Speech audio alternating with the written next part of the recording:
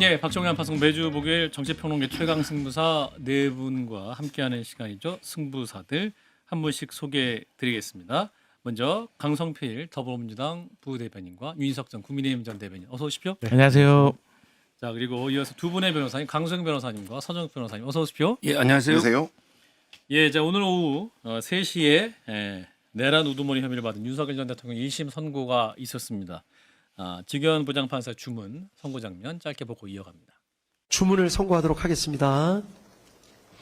피고인 윤석열을 무기징역에 처합니다. 피고인 김용현 징역 30년, 피고인 노상원 징역 18년, 피고인 조지호 징역 12년, 피고인 김봉식 징역 10년, 피고인 목현태 징역 3년, 피고인 김용군, 피고인 윤수경은 강부죄. 예. 자, 일단 윤석열 전 대통령에 대해서 무기징역이 선고됐고 김용현 전 장관에게 징역 30년, 노상원 전 사령관 18년, 조지호 청장에게 12년 선고됐습니다. 일단 네 분의 총평부터 듣겠습니다. 먼저 누구부터 들을까요? 우리 윤석 전 대변인부터 들어보죠. 예. 마음이 좀 무거워요. 예. 일단 계엄 발동으로 인한 결과를 내란으로 결국 결론을 내렸고 예. 거기에 따라서 윤 대통령을 내란 우두머리로 인정을 한 것이기 때문에 예. 무기징역이 나올 수밖에 없었다. 예. 일단 그 정도로 생각합니다. 예. 강선필 대변인. 저는 그 직연 재판장의 어떤 판결을 들으면서 예. 오락가락이다. 오락가락? 예, 그러니까 어떨 때는 바른 말을 하는 것 같더니 예. 또 어쩔 때는 너무 상식 밖의 이야기를 해가지고 어느 장단에 맞춰야 될지 모르겠다. 예. 근데 결론적으로는 이 윤석열 전 대통령과 관련된 이 내란 재판은 결과도 물론 중요하지만 이 내란을 해결해 나가는 과정도 상당히 중요하거든요. 예. 그런 과정 속에서 결과는 무기징역이 나왔기 때문에 이걸 만족하시는 분도 있을 수 있어요. 예. 하지만 이 과정에 대해서 뭐 답답함을 하소연하려고 했다. 뭐 노상원의 수첩은 뭐 조악했다. 뭐 초범, 노령 그리고 계획적이지 않았다. 이런 것들은 사실 국민 상식에 너무 맞지가 않거든요. 예. 그래서 저는 이 부분에 있어서 잘못된 것들은 앞으로 이제 내란 재판 2심에서 다시 바로 잡아야 될 부분이 많다 이렇게 보여집니다. 예. 서정욱 변호사님.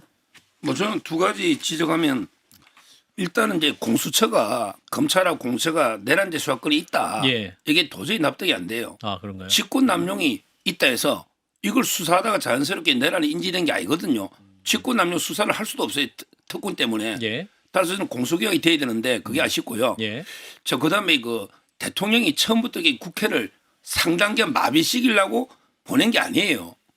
이걸 자꾸 그냥 마비시키려고 했다는데 시민이 막았다는데 원래부터 대통령 그런 생각이 없었어요. 잠깐 경고용으로 하려고 했지 마비시키려면 김용현 장관이 최소한 이게 몇만 명 보내야 됩니다. 그런데 빈총 250명 들고 가서 국회를 어떻게 상당 기간 오랫동안 마비시키면 이거 어차피 하루 이틀 못 가요. 이거는 실패해서 그랬던 거 아닙니까? 실패가 아니고 원래부터 그런 의도가 아니었다고요. 의도였으면 이게 군인을 몇만 명 보냈겠지. 김용현 장관 건의처럼.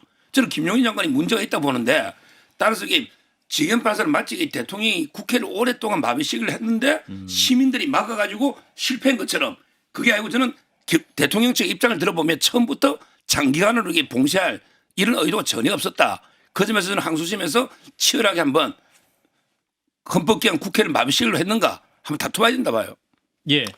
공소기각 관련해서는 직연 부장이 뭐 약간 뭐 애매모호한 표현을 쓰긴 했지만 예. 뭐 완벽하게 논증을 했다고 보고요. 예. 기존 선례에서도 여러 차례 판단이 나왔기 때문에 재론할 여지가 저는 없다고 보고 예.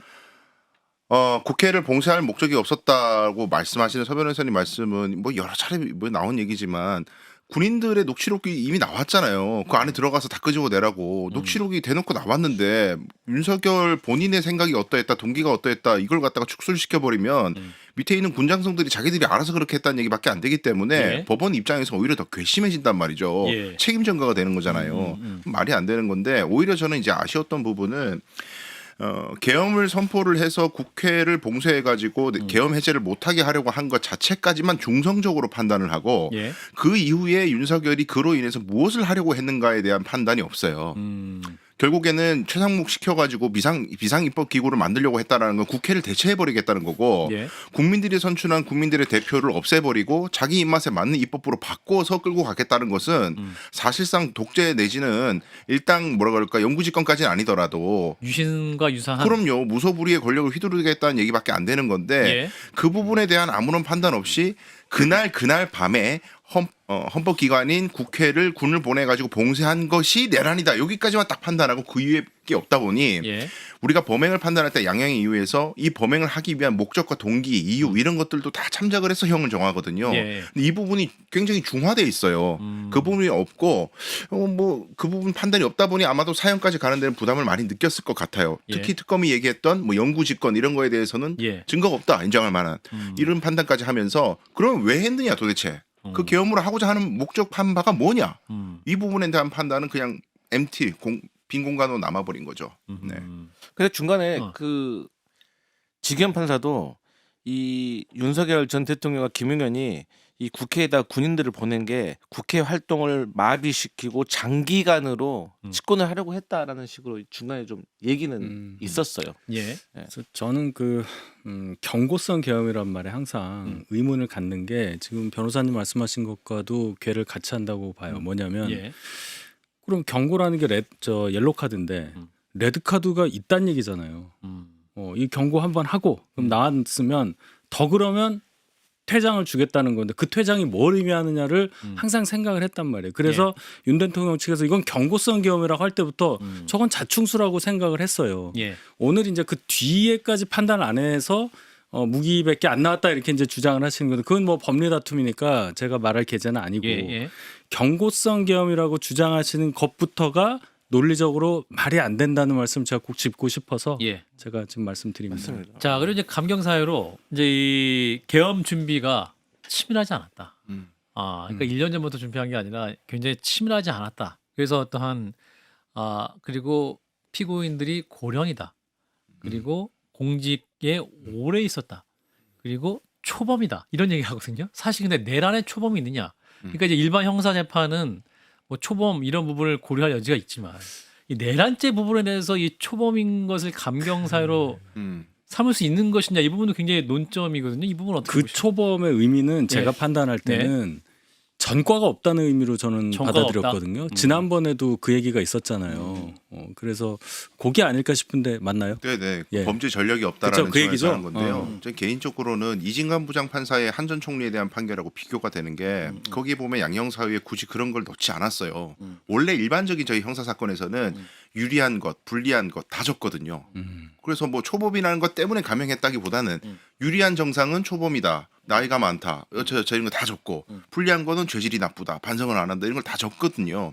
근데 이진관 부장은 뭐 판결문에 있을지 모르겠지만 판결 선고하는 그날 당일만큼은 이 사건은 전례와 다른 역사적 의미를 가지기 때문에 전두환 노태우 사안하고는 다르다. 새로운 양형 기준을 적용해야 된다는 취지의 새로운 관점을 제시했지만 위로부터의 계엄이다. 그렇죠. 근데 다른 뭐 백대현 부장이나 이런 사람들은 그냥 기존 보통 사건처럼 불리한 거 유리한 거 다 말했단 말이죠. 예. 오늘 지기현 부장도 마찬가지예요. 예. 근데 이건 해왔던 대로 하는 건데 예. 이 사건의 역사적 의미와 정치적 함의를 도외시한 결과다고 저는 생각을 합니다. 이것이 가지는 것은 이 사건의 의미가 뭐 윤석열의 죗값에 대한 보복성 처벌을 하는 게 아니고 후대에 주는 메시지란 말이에요. 예. 이 일을 다시 반복해서는 절대 안 되고 우리 대한민국 헌정 질서는 이 일을 절대로 용납하지 않는다. 우리 울타리 밖에 있는 사람이다. 이 사람은 예. 보호 대상이 안 되고 대통령 권한이라고 하더라도 우리 헌법 질서 안에 없으면 처벌되는 거다. 예. 이걸 선언하는 의미가 있다면 완전히 새로운 기준을 적용해 줘야 하는데 이진관 부장처럼. 예. 근데 기존 선례에 묶이고 다른 국가 비교해서 여차저차 형을 감형한 건 아닌가. 내란이라는 예. 게 재판을 많이 할 수 있는 판례가 많이 있을 수 있는 사건이 아니잖아요. 그렇죠. 45년 전에 한 번 있었고 네. 지금 이제 있었기 때문에 네. 판사들 입장에서도 어떻게 재판을 해야 되느냐 이 부분이 고민이었었던 것 같은데. 근데 그거는 이제 양형 요소에 뭐 전과 여부가 있기 때문에 예. 기계적으로 그냥 쓰는 거지. 그게 큰 의미 형량에 없다? 별로 영향 주진 않았다. 이렇게 저는 보고 있고요. 예. 오히려 중요한 게 이거 치밀하게 준비를 안 했다. 예. 노상훈 수첩 쪽이 허접하게 인정을 안 했잖아요. 예, 그러니까 허접하게 그걸 증거를 인정할 수 없다. 어허. 이게 의미가 있는 게요. 예. 진짜 준비 안 한 게 예를 들어 이게 체포 뭐 수감 이야기하면서도 이게 도저히 방첩사에 수감 시설이 있냐 없어가지고 수방사에 있냐 물어보고 막 우왕좌왕했지 않습니까? 예. 출동하는 사람들도 이게 전혀 몰랐어요. 군인들도 이게 갑자기 출동해 이라니까 이거는 진짜 우발적으로 이게 그 치밀하게 몇 년 전부터 준비한 게 아니고 예. 그 대통령이 워낙에 국회 폐악질에 분노했고 그다음에 부정선거에 너무 빠져 있었던 것 같아요. 그래서 이게 좀 적극적으로 된 면이 있다. 이거는 지기현 판사가 저는 여러 증거를 보고 판단한 거고 저도 그게 전적 동의합니다. 근데 그런 논리가 성립을 하려면 이 노상원 씨가 햄버거 가게에서 다른 군인들 전직 군인들도 안 만났어야죠. 그렇잖아요. 근데 계엄이 있기 오래 전부터 만났잖아요. 그리고 지금 노상원 수첩에 대해서 그 지기현 판사가 조악하다고 해가지고 이걸 다 쉽게 말해 퉁쳐버렸거든요. 저는 이 장면을 보면서 이 대통령실의 그 CCTV가 생각이 나더라고요. 이 CCTV가 더 빨리 공개가 됐다면 한덕수 정청래 탄핵됐을 거예요.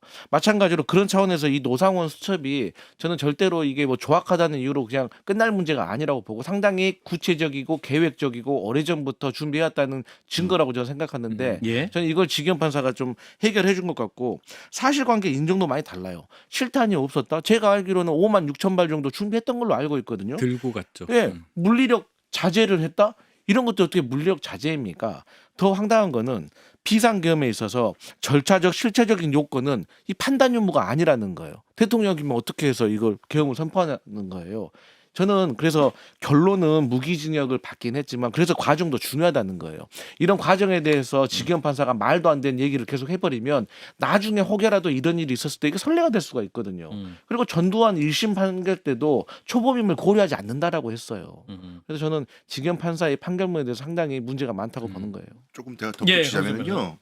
그 내란이 결국 실패한 거 아니냐, 뭐 성공하지 못한 거 아니냐. 이제 그거를 이진관 부장은 오히려 가혹하게 처벌하는 근거로 썼어요. 시민들이 막아서 실패한 거지. 내란범들에 의해 가지고 실패한 게 아니기 때문에 그걸 가중 요소로 봤는데 지기현 부장은 거꾸로 봤고, 그다음에 논리적으로는 국회 봉쇄 행위 자체가 내란이라고 3번 4번 강조를 했어요. 오늘 지기현 부장이. 예, 맞아요. 예. 그 부분에 포인트를 뒀다면 양형 요소를 검토할 때 뭐 실패했냐 안 했냐 이런 판단을 하면 안 돼요. 국회의 의결 방해를 성공한 거거든요. 결국 의결이 되긴 됐지만 예. 국회의원이 못 들어가게 했고 국회의원 한 명 한 명이 헌법 기관이고요. 네. 의결을 못하게 하려고 군인들을 출동시켜서 국회 안에 들어갔고 예. 그럼 자기 지시대로 군인들이 들어갔다면 본인의 의도는 성사가 된 거예요. 물론 목적을 달성하지 못했지만 최종 목적은 그럼 범죄 이후의 목적인 거고 예. 내란 행위에 있어서 국회 봉쇄 행위 자체가 내란이라고 본인이 전제를 깔았다면 거기서 범죄는 완벽하게 성공한 걸로 보고 다른 얘기를 안 해야 되는데 예. 논리적으로 약간 맞지가 않는다는 거죠. 그게 그걸로 끝나야 되는데 뭐 실제로 피해가 크지 않고 실패했니 이런 얘기를 하면 안 된다는 겁니다. 아, 지기현 부장판사의 네. 판결문 지적하시는데, 자, 그러니까 내란죄 해당하는지 여부 이 부분이었는데 오늘 이제 지기현 부장이 원칙적으로 대통령의 비상계엄 선포 자체는 내란죄에 해당할 수 없다. 사법심사 대상도 아니다. 다만 비상계엄 선포로도 할 수 없는 권한의 행사, 그것이 바로 헌법기관의 기능을 상당 기간 저지하고 마비시킬 목적이라면 헌법이 정한 권한 행사라는 명목을 내세워 실력 행사를 하는 것과 다름없기 때문에 국헌 문란 목적 내란죄가 성립될 수 있다. 뭐 이렇게 얘기를 하고 있습니다. 그러니까 오늘의 선고는 이 12.3 불법 계엄은 내란죄 맞다. 이렇게 지기현 부장판사도 얘기를 한 건데, 소 변호사님. 근데 이것도 저는 납득이 안 되는 게 진짜 우리 북한이 쳐들어오는 계엄이 됐다. 네. 이럴 때는 이게 법원의 권한을 대신할 수 있거든요. 법원도 헌법상 기관 아닙니까? 따라서 이 진짜 계엄이 요건이 맞다면 예. 헌법기관을 이게 저지하고 마비시키는 게 뭐 불가능한 건 아니다. 이렇게 저는 보고 있고요. 근데 자꾸 이게 대통령이 국회를 마비시켜 가지고 이게 그 표결을 못하게 하려고 했다고 생각하는데 예. 그걸 전제하는데 예. 진짜 우리 북한이 쳐들어올 계엄하면 예. 그게 국회로 일단 병력을 좀 보내야 될까요? 안 보내야 될까요? 진짜 계엄으로 우리 북한이 쳐들어오고 있다. 저는 이렇게 어떻게 생각하느냐. 예. 우리가 국회 일단 12월 3일이 북한이 들어온 상황 아니, 아니기 진짜 때문에 계엄이라고 이제 그때는 심사가 안 된다 하니 예. 지금 판사 예. 논리 들어가면 예. 진짜 계엄 상황이라면 저는 국회에 질서 유지 병력이 가야 된다 봐요. 예. 왜냐하면 이게 국회가 침탈당할 수도 있고 예. 또 이게 어떤 사람이 그러니까 들어가기 국회 경비대가 그런 역할 하는 거죠. 근데 그것만 부족할 수가 있거든요. 예. 왜냐하면 이게 국회에 어떤 많은 사람들이 몰려가지고 국회의원들이 소신껏 양심껏 표결을 못할 수도 있고 예. 그러니까 저는 대통령의 주장은 변호인의 주장은 국회의 어떤 질서 유지를 위해서 최소한의 근데 왜 병력을 끌어내려고 보냈다. 합니까 그때? 창문을 왜 깨요 그렇다는 그러면? 거죠. 예, 어쨌든 그러니까 제 말은 이 논리는 예, 안 맞는 게 안 맞는다. 왜 진짜 계엄이라면 헌법기관의 권한도 정지시킬 수 있다 봐요. 아닙니다. 아 근데 그런 일이 없었으니까 그런 얘기 할 필요가 없는 거예요. 아니 그리고 그럼 네. 12월 2일 날은 그럼 왜 군이 없었나요? 군이 가야 할 이유가 있으니까 보냈다는 얘기 아니에요? 국회의 원활한 어떤 운영을 위해서 군이 국회를 보호하기 위해서 지금 갔다는 논리잖아요. 역으로. 자, 질서 유지 목적으로 간 게 아니고 질서 대통령의 주장이 파괴했다고 그렇다는 이제 지겸 판사가 이렇게 얘기를 합니다. 이 사건의 핵심은 군을 국회를 보낸 것이다. 몇 번이고 이제 강조를 하면서 특히 이게 폭동 행위다라고 이제 판사가 설시를 합니다. 이러한 폭동 행위는 대한민국 전역이 아니라고 하더라도 서울 수도권 지역의 평온과 평화를 해칠 정도의 위력이 있다고 봄이 상당하다. 이렇게 지적했거든요. 이건 지난주에 우리 서정욱 변호사님이 이게 무슨 내란입니까?라고 말씀하셨잖아요. 정면으로 지겸 판사는 아니라고 말씀하고 있어요. 그러니까요. 그 두 가지 점에서 예. 자 군을 보낸 자체가 이게 폭동이다. 저는 군이 실탄을 쏘거나 유혈 진압하거나 광주처럼 이런 이야기에 저는 폭동이라 봐요. 그런데 군을 보낸 자체가 어떻게 폭동이냐? 폭동 개념을 아무리 넓히든 건 좀 과하다. 그리고 이게 우리나라 전체는 아니더라도 서울 전체가 완전히 두려움을 느낄 정도로 그 소요를 평온함을 이를 정도로 소요다. 이게 과연 서울 전체의 문제일까요? 저는 여의도의 극히 일부 국회 내부에서 일어난 문제지 이게 서울 전체 평온을 해야 할 정도의 이런 게 물리력은 안 봅니다. 대구 시민 그때 어땠습니까? 대한민국 전역이죠. 아니 계엄이 선포됐을 때 전 국민이 충격을 받았는데 거기만 소동이 일어났으니까 우리는 하나도 안 불안해 편안하게 우리 잠이나 자자 그랬겠습니까? 온 국민들이 불안해했잖아요. 그 계엄이 뭐 최초에 있는 게 아니잖아요. 우리나라에 얼마나 계엄으로 인한 불행한 역사가 있어요. 예. 다들 불안해하는 거고 그리고 이 국회의 계엄 해제권은 절대적인 겁니다. 전시 상황이라도요. 진짜 북한이 쳐들어와도 국회는 계엄을 해제할 절대적 권한이 있어요. 그건 헌법 규정이 있는 거예요. 왜냐하면 계엄을 남용해 왔기 때문에 우리나라는. 그러니까 계엄이 남용된 걸 막기 위해서 헌법으로 보장을 해준 건데 그 헌법상 권능인 국회의 계엄 해제권을 막아버리는 걸 군대를 출동해서 이건 그 자체로 완벽한 폭동인 거죠. 그리고 옛날 전두환 사건 때에도 그때는 국무회의를 방해했단 말이에요. 그때도 군이 그냥 빙빙 두르기만 했지 총을 아무도 안 썼어요. 근데 최광의의 폭행이라 그래가지고 둘러싸기만 해도 국무위원들이 벌벌벌 떨면서 심의하기 때문에 이건 내란이라고 봤습니다. 우리 법원이. 그러니까 이 사안도 마찬가지인 거죠. 예. 강수필 대변인이 추가로 말씀하실 게 있으면.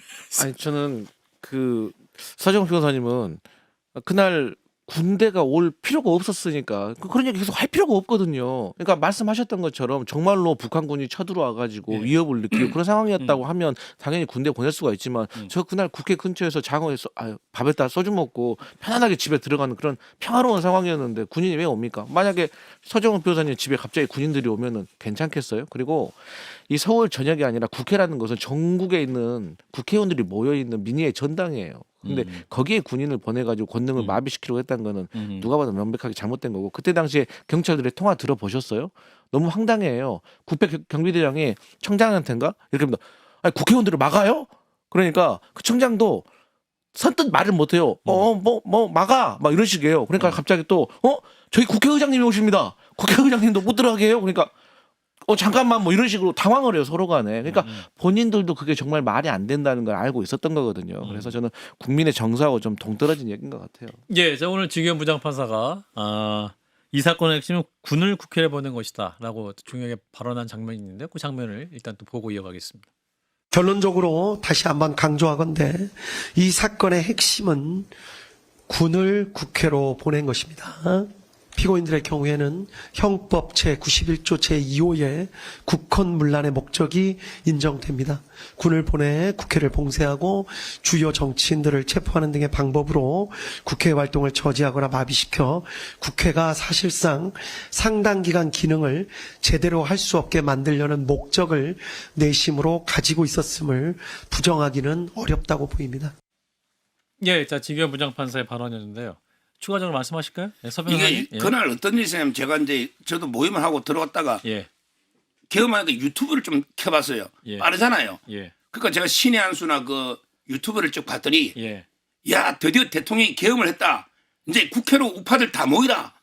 이러면서 계속 방송하면 자기는 지금 한강 다리를 건너고 있대요. 예, 유튜브가. 예, 근데 또 다른 좌파들에게 빨리 촛불 들고 국회로 다 모여가 우리가 계엄 막아야 된다. 예, 엄청난 게 불상사가 날 수 있는 거예요. 예. 그때 좌파 우파가 총결집해라. 계속 이 유튜브에서 한번 확인해 보세요. 제가 직접 봤거든요. 예. 그럼 이게 국회 병력만 가지고 국회에 무슨 일이 생길지 몰라요. 그러니까 질서 유지에 저는 가는 거고 그 선후 관계가 바뀐 거예요, 아니, 송 변호사님. 예를 들어 국회의원을 끌어내거나 예. 또 이게 국회의원 들어가는 걸 완전히 봉쇄하면 그거는 말이 안 돼요. 그거는 불법 맞아요. 예. 끌어내서도 안 되고. 예. 근데 김현태 특임대 뭐라고 정언했냐? 예. 자기가 문을 깨고 들어간 거는 정문을 장악하기 위해서 그 문을 장악하기 위해서 들어갔고 곽종건 위원장이 그 본회의에 들어가는 거는 우리가 어떻게 본회의 들어갑니까? 거부했다는 거예요. 본회의 들어가서 이게 끌어내라는 지시도 곽종건이 했는지 모르겠는데 예. 대통령 그런 적도 없고 이게 끌어낸 적도 없고 그리고 이 국회의원도 문을 일시 송 봉쇄했지만 변호사님, 또 그 갔거든요. 부분은 예. 홍장원 전 차장과 또 네. 곽종근 전 사령관의 증언을 헌법재판소와 법원에 다 인정을 했기 때문에 그 논쟁의 여지가 없는 사안이니까 또 논의는 안 하도록 하겠습니다. 자, 우리 윤희석 대변인. 참 오늘 참 힘드네요. 김현태라는 분은 자기 입장을 계속 바꾸는 사람이잖아요. 오늘 그 전환기 씨 옆에 앉아서 선글라스 끼고 법원 최근에 앞에 앉아 그러고 계시던데, 있잖아요. 그러니까 예, 그분의 말씀을 그렇죠. 그걸 옮기면 안 됩니다. 그분 예. 맨 처음 했던 말이 있잖아요. 예. 용산에서 양심선언 한다면서 어쩔 수 없이 부하들에게 내가 예. 죄를 졌고 예. 그게 진심이죠. 그것만 보면 될 겁니다. 국회를 지키기 위해서 군을 보냈다는 얘기는 뭐 전혀 말이 안 된다는 것을 제가 다시 한번 강조하고 결론은 이거예요. 지기현 판사가 어디까지 판단했느냐, 뭐 어떤 부분은 굉장히 소홀히 봤다 이런 거 뭐 다 좋습니다만은 그래도 국회 군병력을 보낸 것부터 잘못됐고 그게 다다라고 아주 간단하게 얘기를 했어요. 결론은 변호사님, 강 변호사님 말씀하신 대로 헌법에 있는 그 절대적인 국회의 권한, 계엄 해제권을 무력화시키기 위해서 무력을 썼던 것, 그것 자체가 내란이라고 선언한 것은 의미가 굉장히 크다고 봅니다. 그러니까 무엇보다 이제 말씀하신 것처럼 이제 국회에 군을 보낸 것이 중요한 그 내란죄 성립 요건이다. 이제 주기현 판사가 얘기를 했고 이제 고령이라는 점, 공직에 오래 있었다라는 점, 그리고 또 오래 전부터 개업을 계획한 건 아니었고 허술했다. 뭐 이런 부분을 들어서 양형 참여고 사유로 해서 이제 무기징역이 된 거잖아요. 그러니까 이렇게 참고 사항 없으면 지기현 부장판사마저도 이것은 사형 선고를 할 만한 사유다라고 판단을 한 겁니까? 그렇게 봐야죠. 그런데 그렇게 봐야 되는 거죠. 근데 다른 참작할 사유 때문에 감형됐다기보다는 그런 것보다는 결정적으로 생각했던 것이 그 뭐 인명이 다치지 않았다 크게 네. 뭐 그런 것들 사실 윤석열 변호인 측에서 많이 주장해 왔던 것들이거든요. 그러니까 내란으로 인한 지속성이나 이런 것들이 짧았다라는 것을 한쪽에서 아까 제가 말씀드렸던 이진관 부장님은 그걸 오히려 안 좋게 봤는데 지기현 부장은 이걸 윤석열에게 좋게 해석을 하는 거죠. 그건 너의 잘못이 적다 예. 이렇게 본 거죠. 시민의 기여는 빠져 있는 거예요. 지기현 부장 머릿속에. 시민들이 이것으로 인해서 또 피해를 봤다라는 생각을 그 새벽에 뛰쳐나와 가지고 맞겠다고 대구에서도 올라간 대학생이 있었어요. 예. 그런 생각, 그게 피해라는 생각을 못 한다. 그럼 국민들이 이 판결을 들을 때 위로를 받아야 되는데 전혀 위로받은 기분이 안 들고 찝찝하잖아요. 그 원인이 여기 있는 거예요. 자, 이제 윤 전 대통령이 무기징역이고 김용현 전 장관 30년, 노상원 전 사령관 징역 18년, 조지호 전 경찰청장 12년, 김봉식 전 서울청장 징역 10년 등을 받았는데 이 다른 분의 양형은 어떻게 보시는지? 그 저는 김용인 장관이 제일 아쉽습니다. 왜냐하면 이게 윤 대통령은 솔직히 군의 사정이나 지휘계통이나 군인들이 어떻게 움직일지 명령을 잘 복종할지 이런 걸 잘 모를 거예요. 예. 이분이 군을 뭐 오래 경험한 것도 아니고 아. 전두환은 다르죠. 예. 그런데 김용인 장관은 육사 졸업해서 이게 군에서 계속 평생을 있었고 삼성 장군까지 했죠. 그리고 예. 이 국방부 장관 하면 이런 명예 군이 오랫동안 복종하거나 따를 리가 없잖아요. 예. 오히려 이게 대통령이 좀 흥분해서 야당 이래가 계엄하자고 해도 아하. 오히려 이게 말려야 될 사람이 근데 계엄을 더 부추긴 것처럼 판결도 그렇지만 예. 실제도요. 노상원에게 어떻게 대통령이 알겠어요. 아하. 아마 저는 노상원과 김용현 장관이 대통령 계엄을 말려야 될 사람이 할 수 있다. 오히려 이게 더 부추긴 그러니까 뭐 저는 이 형량을 뭐라고 할 수는 없고 이 군의 사정을 누구보다 아는 분이 요즘 어느 군인이 그런 계엄의 불법 명령을 따르겠습니까? 예. 저는 그 김용현 장관이 너무 잘못했다 아쉽다고 생각해요. 30년 부족합니까 그러면? 부족한 건 아니지만 예. 형량은 센 거죠. 그런데 예. 김용현 장관의 잘못이 저는 윤 대통령도 잘못보다. 크지만 아하. 그거는 군인이잖아요. 그럼 그 사정을 똑바로 이야기했어야죠. 지금은 불법 명령이라고 하시고 아까 전에 국회를 보호하기 위해서 군을 보냈다고 하시면 어떤 게 맞는 거예요? 그거는 게 아까 대통령 변호인 측의 주장이 장악이 아니고 질서 유지를 위해 갔다고 그래 주장하고 있는 거예요 지금 변호인. 예. 자, 강 변호사님. 아니 뭐 다른 분들 양형에 대해서 어떻게 보셨는지. 근데 이제 윤석열에 대한 무기 선고가 있으면 기계적으로 이렇게 스펙트럼을 쭉 펼쳐가지고 책임 소재 1번, 2번, 3번, 4번 이렇게. 이제 예. 단계별로 이제 지위별로 이렇게 기계적으로 예. 낮춘 거죠. 그래서 제가 예. 이제 생중계 보면서 방송을 중계를 했었는데 그 볼 때도 이제 변호사들 네 분이 다 거의 얼추 맞췄어요. 무기징역 다음부터는 이 사람 30년이면 한 18년 되겠네, 혹은 15년 되겠네, 그다음에 이 사람 12년이겠네, 뭐 8년이겠네 이런 식으로 쭉쭉쭉 이제 기계적으로 내려오는. 예. 예. 그래서 이건 소위 말해서 가장 무거운 책임을 진 사람이 만약에 윤석열이 사형 선고를 받았다면 예. 김용현은 무기징역이 나왔을 겁니다. 그런 식으로 줄을 세우는 거죠. 예. 제가 보기에는. 그래서 항소심에서 만약에 뭐 계엄에 대한 배경이나 진짜의 목적, 동기, 계엄으로 하고자 했던 것이 진짜 무엇이었는지 그런 것들이 더 보완이 돼서 2차 정황 특검으로 다시 증거가 보완이 된다면 이 형은 전체적으로 다 올라갈 가능성도 있다고 봐요. 저는. 2차 종합 특검도 음. 똑같이 이거 내란 관련 것을 다루는 겁니까? 다룰 수 있죠. 다룰 네. 수 있고 거기서 나오는 것들을 증거로 사용할 수 있는 방법이 있어요. 그럼 또 다른 재판이 이루어지는 거겠네요. 아니, 이 항소심에서 추가 병합됩니까? 증거가 제출될 수도 있는 아하, 거죠. 아하, 그렇군요. 네. 예. 자, 오늘 재판 얘기해봤고요. 네, 잠시 후에 다시 시작합니다. 한판 승부 함께하고 있습니다.